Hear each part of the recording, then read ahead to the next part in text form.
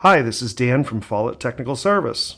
Today we're going to install the Micro Chewblet kit on a Horizon Elite ice machine. When installed, this angled stainless steel wedge will break our standard length Chewblets into shorter lengths of approximately 3/8 of an inch. For this procedure, we will remove the gear motor to provide better access when working from the front of the machine. If your installation allows you to work from the side or top of the machine, removing the gear motor is not necessary. Before we begin, please be sure to wear personal protective equipment. Follett recommends protective eyewear and gloves for this procedure. Also, disconnect power from the unit when appropriate.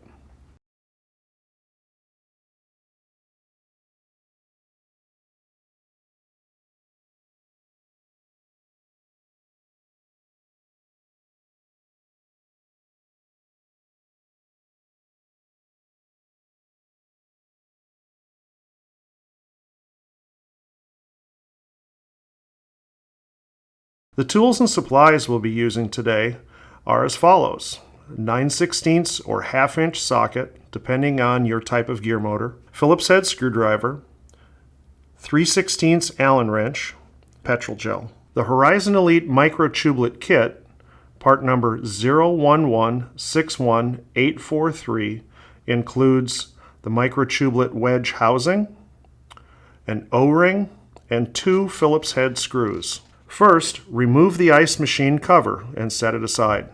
Press the clean switch and wait for the water to purge from the machine. Press the off switch. Remove the gear motor insulation. Remove the 2 retaining fork screws with the 3/16 Allen wrench. Pry the auger shaft forward and remove the auger retaining fork. Remove the gear motor bolts.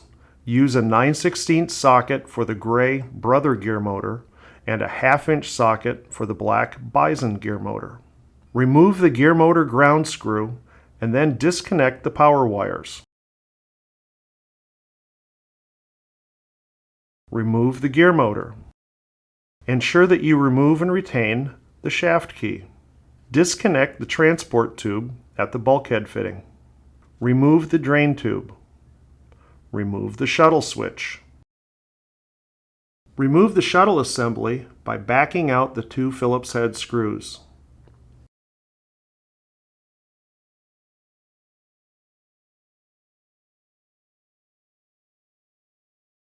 Install the Micro Chewblet wedge on top of the compression nozzle using the 2 Phillips head screws provided.